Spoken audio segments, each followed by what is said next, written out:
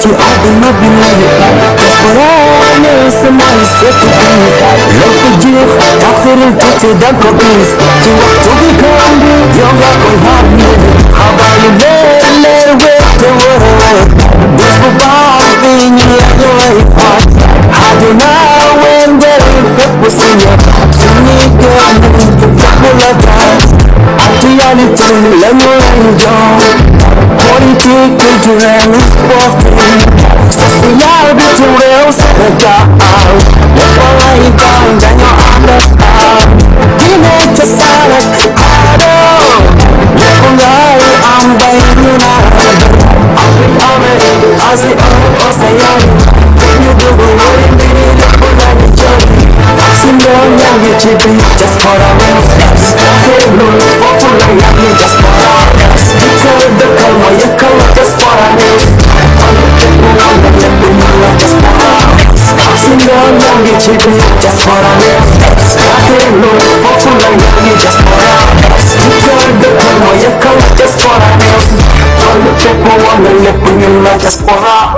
is significant, projected to be $10 trillion, about 8% of global GDP in 2025.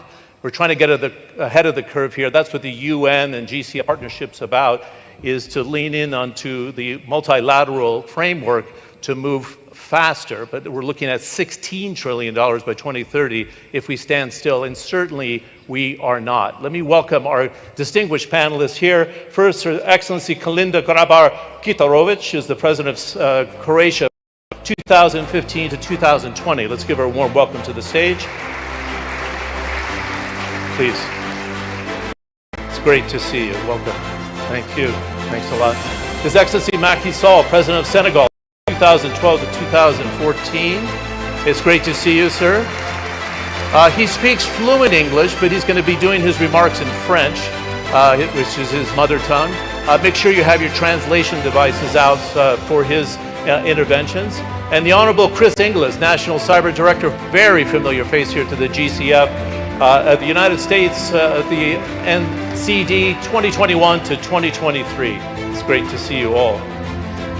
I think it's, as I noted here, it's a milestone for 2025 partnership with the United Nations, and we've seen what's been built over the last 5 years. So we're having a debate here is how do we advance it at pace and not abandon what's been built over the last 80 years in the global architecture. So President Kitarovic, I'd like to talk to you about your experience at the United Nations, within NATO, within the European Union, and obviously President of Croatia. There is a rush to do something because we're seeing cyber attacks quite frequently, day to day, but they're becoming more public. Is there an art to building trust where we have cross-border collaboration? And you said something profound on the call that we had this last week about incrementalism, why it's important to take step by step by step, but together, even if there's different national interests. How do you do so? Well, thank you, John. Good morning, and Your Royal Highness. It's an honor to be here again in Saudi. Every time I come, I witness so much progress at every level. Throughout my career, as you've mentioned, most of the time I worked in diplomacy. And if there is one lesson that I came through all the experience is that building consensus and building trust is never easy, but it's always worth it. Nowhere was it more visible than in the peace treaties, especially in my own region, and in the agreements on peaceful reintegration and reconciliation of the population. And these lessons can be applied to cyber agreements, because basically what we are doing is protecting the same things in the physical environment, and that is protecting our citizens, our country, freedom. So consensus does not mean agreement on everything. It means that we can agree on some basic principles, and we start from there. And that is the point of the principle of incrementalism. So we start small. We start first and foremost with confidence building measures. In the cyberspace, that would be joint exercises, sharing information on attacks, for instance, and many common practices that go both ways. And from there, we start building agreements on certain principles. Again, we start small. We agree what would be possible for everyone, the least common denominators, but reflecting the values that we stand for. For instance, in cyberspace, I believe we can all agree on the protection of children against sexual abuse, on the protections of schools and hospitals, etc. And then in that process, we let the coalitions of the willing to move the process forward and to get more countries and more parties on board. And what is most important in that process is to show success. Because for citizens to be able to be on board, they need to see success in their own lives. It means that success is not measured by the number of documents, but in cyberspace, it's measured by a number of attacks that have been forestalled or security that has been achieved. And that success enables to move forward. And building on that, we build agreements and we expand the community that supports those agreements. So start small, succeed, and then scale. It's interesting because they see so out into the market today and they want action, so you have to show step by step there is cohesion. It's excellent to have former leaders on a session like this because you can speak from experience. President Sall, it's a delight to have you. I know you understand my English, so I'm not going to go too fast. But I think it would be good for us to measure this in real time about how you do collaboration.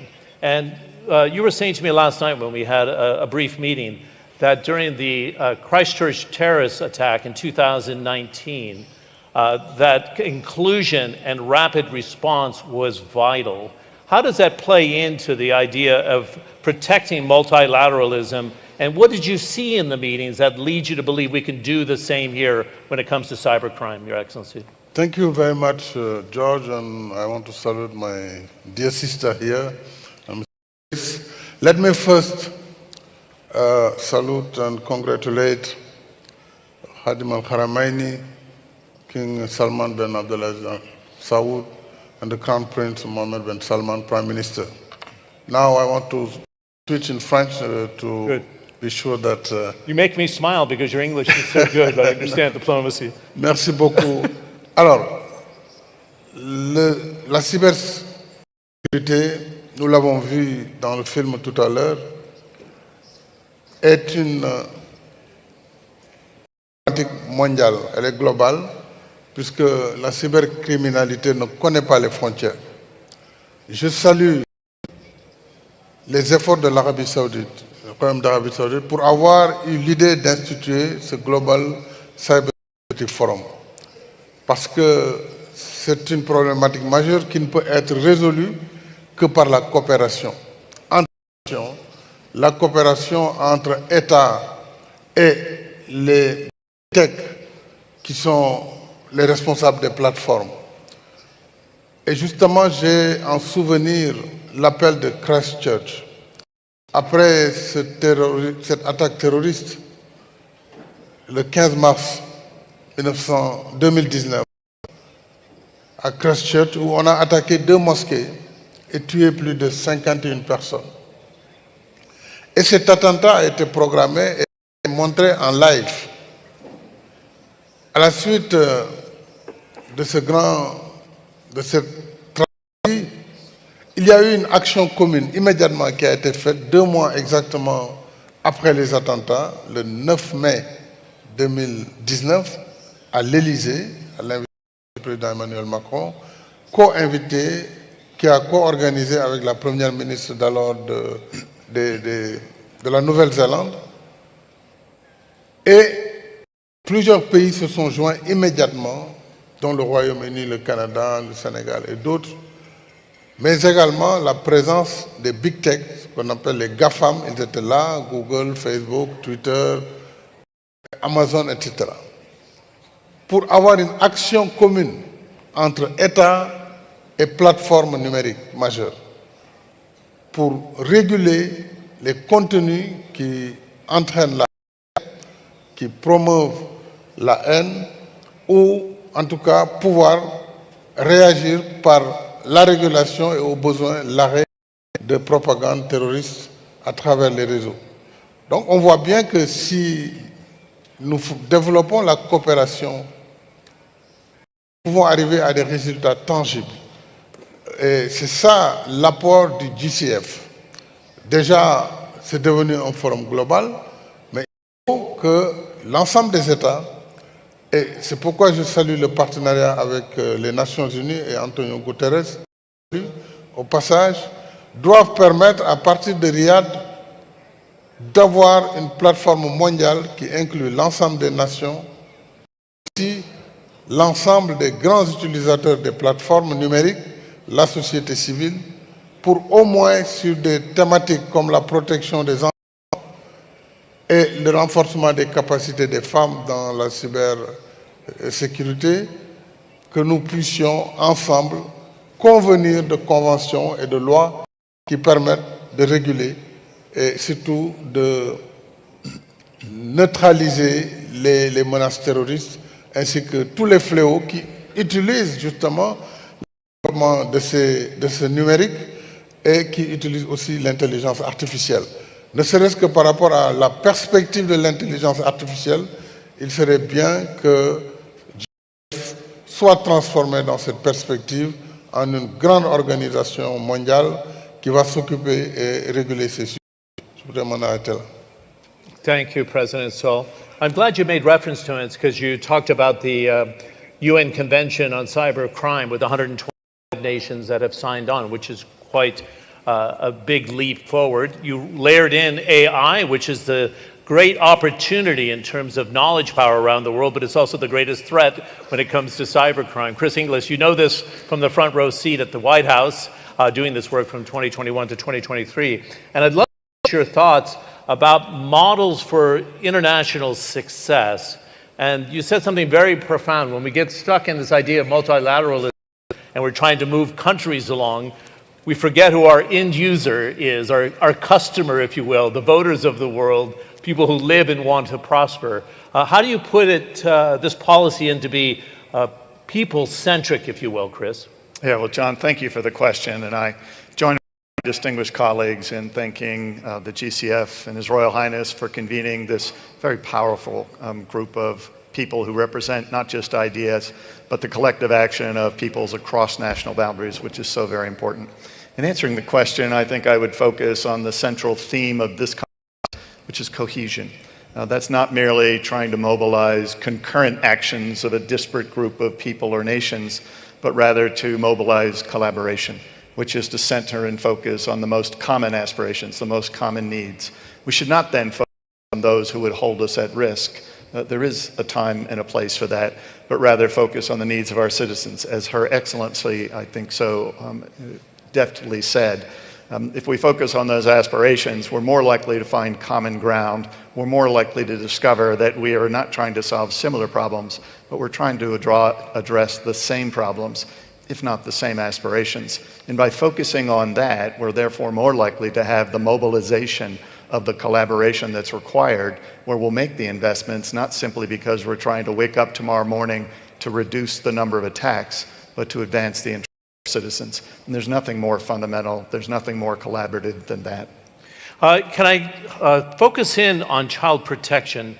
We heard in the opening ceremony with Rebecca that it is a global initiative led by His Royal Highness, the Crown Prince and the Prime Minister of the Kingdom of Saudi Arabia to take care of children as a priority right now. You talked about people-centric behavior. President Sall brought it up too. This should be our kind of front line. And you bring the tech giants, whether they're in Silicon Valley or they're sitting in Singapore, to the table, private sector, public sector. And you said something very interesting when we had our conversation together, that often they have the same goals, but they go about it in a different way. Well, I think that GCF for identifying that as one of the primary issues going forward. There's nothing more universal than that. There's nothing more inspiring than that. Any two people, regardless of their backgrounds, when they get together, almost certainly begin by saying something about their respective families. We need to deliver for our children a world in which they can have confidence, they can depend upon the digital infrastructure that will meet their needs, that will meet their expectations for safety, for economic vitality, for a world in which we would want them to live. And I think that it's powerful if we, in fact, try to solve those problems together. There's nothing more transformative than combining our efforts and actually doing real work. And I think addressing that together in a collaborative fashion, bringing cohesion to the table, is going to be, I think, a very vital, viable path forward. Good. President Clinton, I'd love to talk to you about this idea of layering on AI, as I suggested in my opening comments here. It's a great opportunity, $3 trillion deployed already, whether it comes to the energy for artificial intelligence or software development. Everybody sees it as a race, even a competition between the number 1 and 2 economies, the US and China, around the world. How do you make multilateralism work in this context? Because it's not easy to set governance for AI. And I think, for example, the GCC, Riyadh, Saudi Arabia, serves as a great bridge between East and West. But so far, we don't see people embracing regulation for AI. And how do you get that sort of collaboration that Chris is talking about? Yes, you're absolutely right. The interest on the AI is so diverging from completely letting the private sector have open hands to, on the other hand, complete state control over what happens in AI. I believe that we will need regulation because AI presents many opportunities but also many challenges and dangers. And in order to look at what we're doing and make it sort of future-proof, so to say, we need to have an approach that starts from the premise, how do we make our treaties, how do we make our agreements future-proof so that they don't expire like yesterday's software. And the technology moves a lot faster than diplomacy does. So diplomacy needs to catch up. And how do we do that?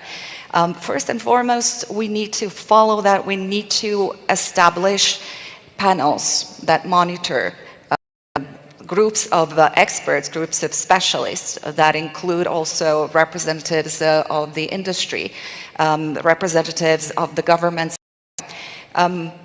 We can take the example of the United Nations setting up the expert panel on artificial intelligence to monitor what will be going on with respect to the AI and how it will reflect upon everything UN is doing, so on all the aspects of our lives, and that is a good way forward. Now, when we look at treaties that will be in cyberspace that need to take into account future developments, we have to focus not on the specific technology, not on the gadgets, but we need to focus on principles, processes. So again, the principles need to be the principles that we all agree on, and that is protecting societies, protecting communities, protecting families, and the principles of cooperation. And the processes that need to be embedded is that we have review processes, that we provide for potential for agreements to be changed in the future through annexes rather than renegotiating agreements. And in addition to that, we can use the best practice from many different fora, from the EU and NATO, for instance, with centers of excellence, with joint exercises, with exchanging information. And building that into this review process that is actually creating a habit of constant consultation and a 360-degree view of what is going around us, both the challenges and the opportunities, both government and the private sector, and of course, it all reflects on the entire society. Okay, this is an excellent conversation. 11 minutes left, and I want to get at least another round with you, and there's very vital questions on the table. Chris, I'll go a little bit short. You talked to me, and I always said to my wife when I'm doing sessions at the GCF, I always learn something, the OODA loop, and I think it applies to what President Clinton was saying here. How do you structure a reaction to the cybercrimes of today and then plan, as you said, that the software doesn't phase out and we don't have the right policy from now, the OODA loop? John, thank you very much for the question. The OODA loop, that's an acronym. You'll know I'm from the United States because I use acronyms. But what it's for is that in any human endeavor, the party, the person, the organization, or the nation that can observe, that can orient, that can decide, that can act in the most efficient fashion typically wins the race. And in cyberspace, none of us, no one of us has an intact OODA loop. No one of us can observe, can understand the context of that observation, can decide and act alone. The fracturing across those four functions, the basic functions, is so profound that only collaboration is the right way forward. We must reduce the propensity to try to do this in a siloed fashion and actually collaborate using our common observations, common orientation, our common decision, our power to act. All of that must be brought to bear so that we collaborate. To try to do this in silos is a fool's errand. Okay, President Sall, this is a very vital issue. I'm very passionate about it for energy and energy access for the global south, particularly Africa. But when it comes to cybersecurity, there's also a huge gap, right? We say mind the gap on the London Underground between the train and the platform. $30 per capita spent in the industrialized countries of the world on cybersecurity. $1 or less, according to reports from the GCF, the World Bank and Interpol. They have one common agreement here, and that is we have to address the gap. So concretely here, should this be an agenda issue for the World Bank, where you actually have a line item and say, if we don't address cybersecurity, they're going to slide further back and not move forward with the opportunities that are there for the digital economy and embraced by Africa. How would you approach this to say we need to address it more aggressively when it comes to funding? Merci beaucoup. Il y a en effet un gap très important, un gap numérique entre les pays développés et les pays en développement, en particulier l'Afrique. Et les chiffres que vous avez donnés sont édifiants.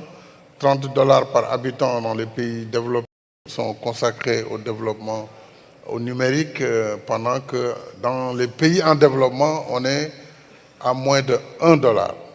Et cela crée une telle disparité que si elle n'est pas réduite, évidemment les plus faibles vont entrer vers le bas, les plus forts, puisque la cybercriminalité ne connaît pas les frontières. Et on peut voir les conséquences sur l'économie mondiale. Imaginons-nous un instant New York sans électricité pendant une journée, ce qui est tout à fait dans l'ordre du possible, ou ce qui a été récemment en Europe, où pratiquement tous les aéroports ont été bloqués en quelques heures, entraînant une conséquence mondiale de l'action qui a été faite. Donc la cyberdiplomatie devrait pouvoir aider, et GCF peut être le ciment pour constituer cette organisation dont nous avons besoin pour collaborer ensemble sur, d'une part, la nécessité d'arrêter les fléaux tels que nous l'avons évoqué tantôt, mais aussi de renforcer les capacités dans les pays en développement, de les aider dans la formation des jeunes, des femmes, et surtout de faciliter l'augmentation de la connectivité, puisque en Afrique, il y a encore beaucoup de pays qui ont très peu de fibres optiques, alors que la 4G, la 5G est pratiquement partout sur le continent. On peut combiner l'effet des satellites et la fibre optique pour avoir une couverture sur l'ensemble du territoire. Et là, on aura besoin de ce qu'on appelle un leapfrog, c'est-à-dire on n'est pas obligé de faire tout le chemin.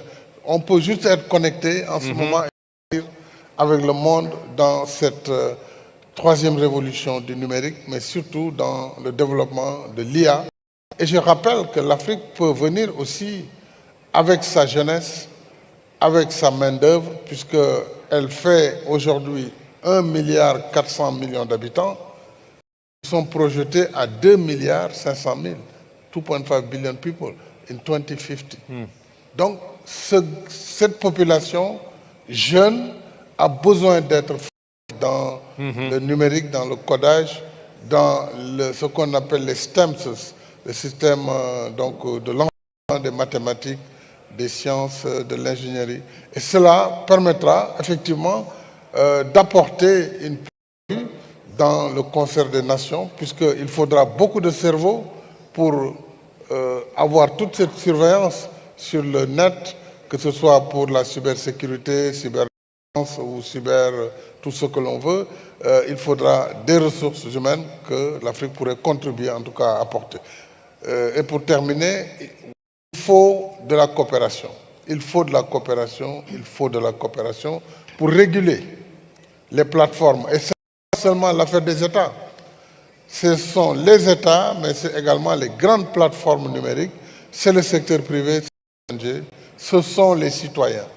Ensemble, nous pourrons avoir un monde où le numérique sera au cœur de toutes nos préoccupations, au cœur des activités humaines, mais, comme le disait un penseur historique, Rabelais, science sans conscience n'est que ruine de l'âme. Le développement de l'IA, s'il n'est pas contingenté, s'il n'est pas contrôlé, en tout cas, ou régulé, il pourra avoir des conséquences très fâcheuses sur l'humanité. Donc, il est temps d'agir et je pense qu'à partir de Riyad, nous pouvons faire cet appel comme nous avons suivi l'appel de Christchurch. Merci beaucoup. Thank you very, very much. It's interesting you said the leapfrogging. The estimates show through the GCF research adding 500 million Africans into the digital sphere, and they need protection as they do so. And the average age of 19 creates a lot of opportunity for aging populations in Europe, as you know, Ms. President. Can we address that in the context of women in cyber? This was up at the opening ceremony, a key priority for the Crown Prince and Prime Minister here in Saudi Arabia. The gap, again, is big. 2.8 million jobs that are left unfilled today, and that looks like a great opportunity. What's your experience in Europe and in Croatia on steering this generation of women to see the opportunity and get the curriculums in that space for STEM studies, and do so at a faster pace? Be cognizant of time. We have 3 minutes left. Yes, of course. This is an excellent topic of most importance. And I'm very happy and I congratulate His Highness the Crown Prince for starting the initiative, because we really need women in STEM. What we see in Croatia and in many other countries is that from very early on, girls lag behind boys in digital literacy. So we have to start there. Secondly, we need to encourage girls and women to go into STEM, because sometimes we try to help them and then we give them false advice. Why would you go male-dominated field? Why don't you become a teacher? It's going to be a lot easier for you with a profession where there are more women. But that's absolutely untrue, because if we leave half of our society behind, we leave half of the talent behind. So including women and every person as is, that it's not just the right thing to do, it's the smart thing to do. As working and not including half of our society is like working with half of our brain.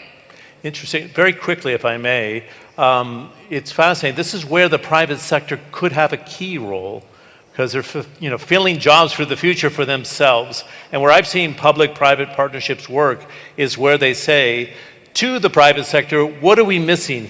Do you agree, and that's the best way to speed this up? Yes, absolutely, but also governments as well, because we miss women both boardrooms and in government decision-making rooms and around the decision-making table. So we need to include women.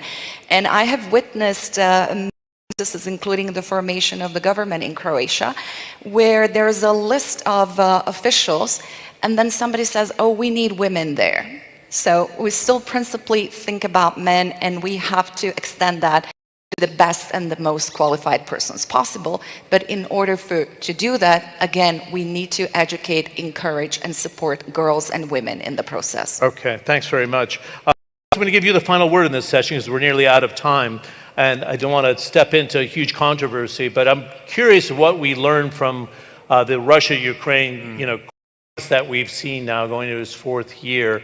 I was at a private session recently with an advisor to the president that said they because of the threat, they had to move quickly, both in cyber and in defense. And what can we learn in cybersecurity from what you've seen in the conflict?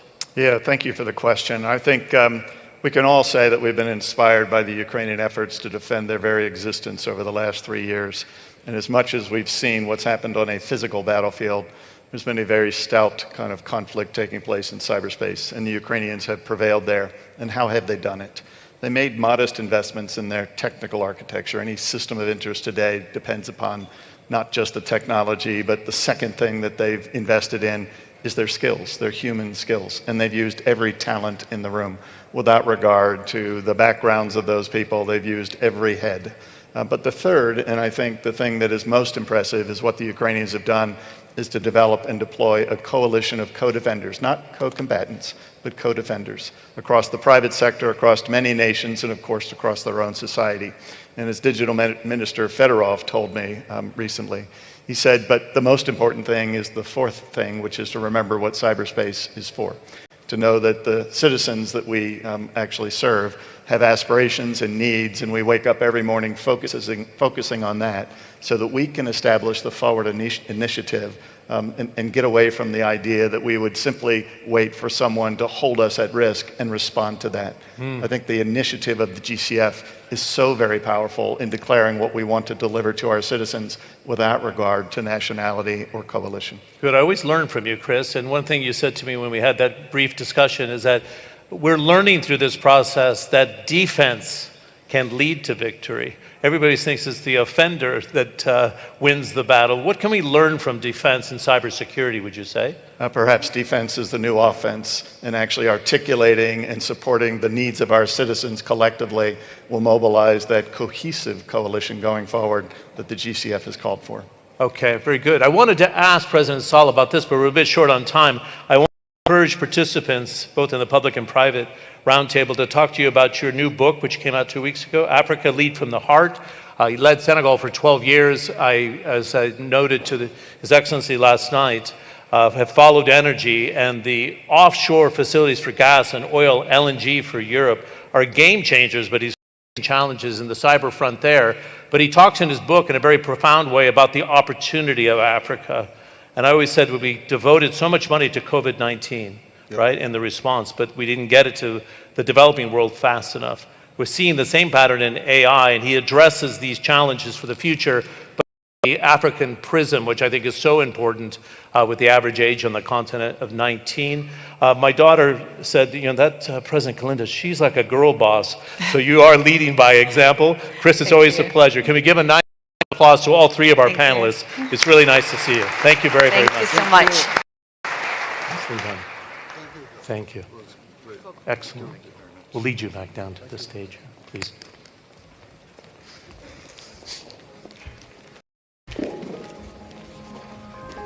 Your Royal Highness,